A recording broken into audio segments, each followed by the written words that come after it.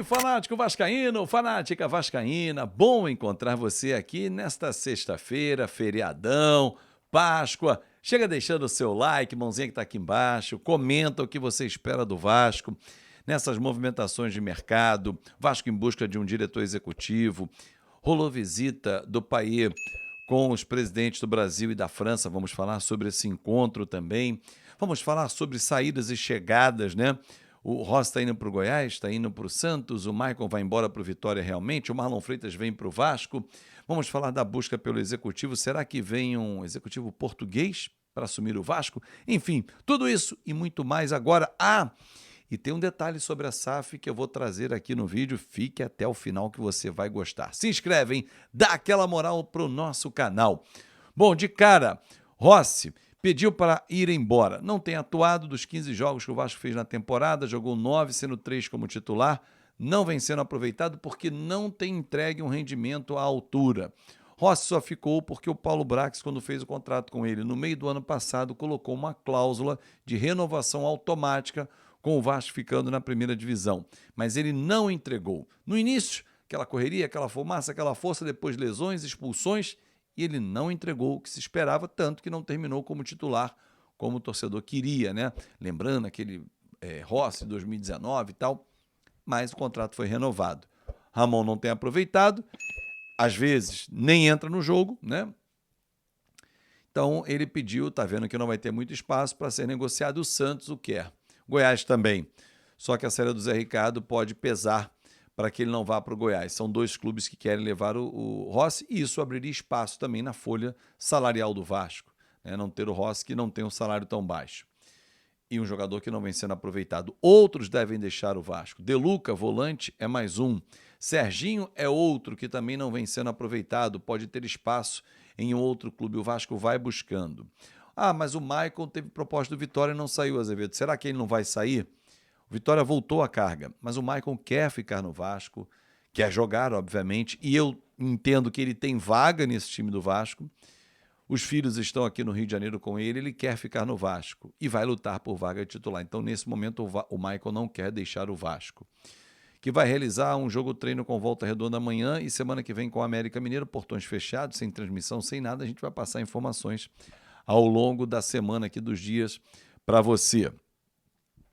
Uma outra informação, o Vasco está no mercado em busca de um executivo para o futebol, Admar Lopes, português de 39 anos, que está no Bordeaux, da França, já passou pelo Lille, pelo Porto, é um profissional novo no mercado, na função de executivo, mas a 777, junto à SAF do Vasco, ela não tem a pressa para acertar, ela quer ser assertiva na escolha.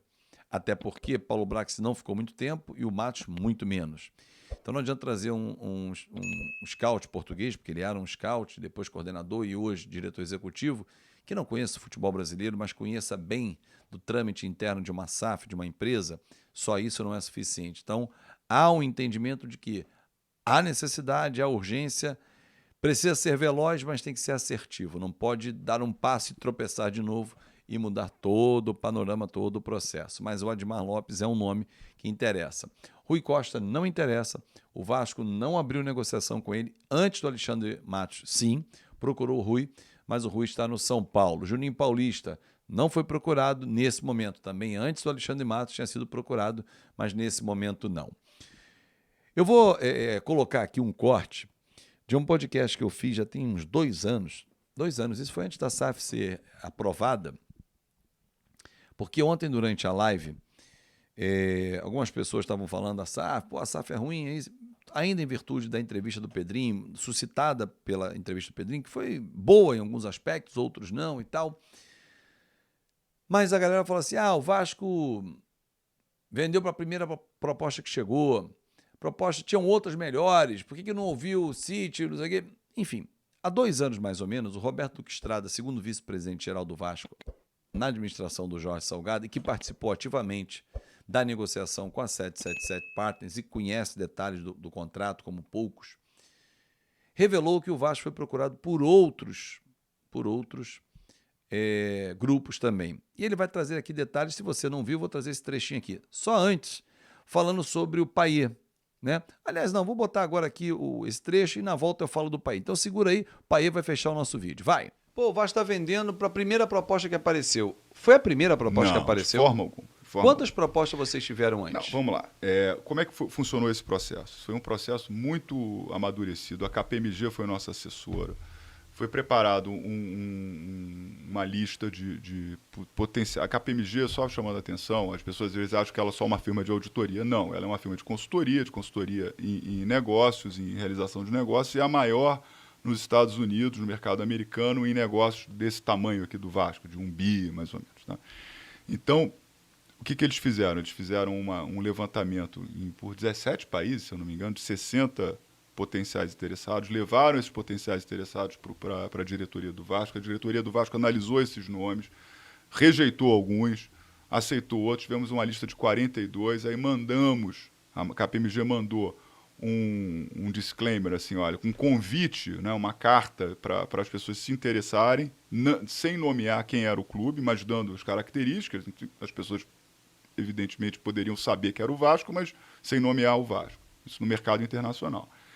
Essas pessoas, desses 42, alguns, agora não vou lembrar exatamente o número, mas manifestaram interesse de receber o book completo e assinaram aí um termo de confidencialidade. Veio um trabalho enorme que eles fizeram, um raio-x do Vasco, dos números do Vasco, mas não só da questão financeira, mas da identidade mesmo do clube, da sua história, enfim, um trabalho realmente muito bonito. Um dia todos puderem ver, essa apresentação foi magnífica.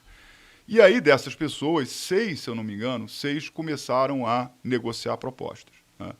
E desses 6, a 777 foi de longe a que teve a melhor negociação, porque às vezes você teve gente interessada em ser minoritário, investimento puramente financeiro, mas aí o cara não tinha um parceiro esportivo, porque a 777 ela reúne essas duas coisas. Ela tem o know-how esportivo, porque tem uma equipe toda focada nisso, e tem dinheiro, né? Às vezes eu tenho um investidor que quer ser minoritário, mas ele não traz junto, né, um gestor esportivo daquilo, né? A gente teve conversas com o Grupo City, sim, mas o Grupo City tem uma visão muito diferente da 777, porque o Grupo City quer clubes feeders, né, que alimentem a bandeira principal. E isso é um ponto muito importante, Fábio. A gente vai ser o que eles chamam em inglês de flagship, a nau capitânia. O Vasco vai ser o clube mais importante dessa carteira. Então, se numa competição internacional, por exemplo, for por algum regulamento da FIFA proibido, eles são donos do Gênova e do Vasco, são acionistas da SAF, e participarem os dois e não puder ter o mesmo acionista, participa o Vasco. Então, assim, a gente tem prioridade e preferência em todos os investimentos na região aqui na América do Sul, né? E em competições internacionais a prioridade é do Vasco. Então o Vasco vai ser o principal time da carteira deles, né? Isso é muito importante para a gente. Isso foi talvez uma das grandes vitórias que a gente teve. Os outros 3 grupos, você já disse que o City foi um, os outros 3 são ativos em futebol ou não? São apenas investidores? Tem grupos ativos em futebol, tem investidores, tiveram alguns que a gente até gostaria muito que tivessem, mas acabaram não entrando, que eu posso até falar que é o do Liverpool, mas infelizmente eles não estão olhando mais futebol, quer dizer, eles têm o Liverpool, mas tem outros times, né, de basquete, de beisebol, de outras coisas. Foram para outras modalidades. A carteira, eles são horizontais assim nas modalidades, né?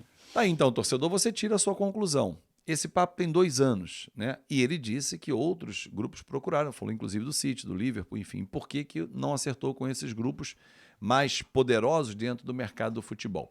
Para fechar, Dimitri Payet recebeu um convite do consulado francês, da Embaixada da França e, posteriormente, do Itamaraty, para que estivesse presente a visita do presidente francês Emmanuel Macron ao Brasil, ele que está em visita oficial, encontrou-se com o presidente Luiz Inácio Lula da Silva, e que Dimitri Payet, uma representatividade da França no Brasil, estivesse presente para encontrar os dois e tal. O que fez o Vasco? Claro, mandou camisas do Vasco para os 2 presidentes. O Vasco fica como? Grandão no cenário internacional, aparece positivamente. E é uma agenda presidencial. Não é tomar partido de A, B ou C, até porque o Vasco tem que ser apartidário. E Dimitri Payet é uma figura francesa jogando, trabalhando no Brasil. Então, Não vi nenhuma política nisso, né?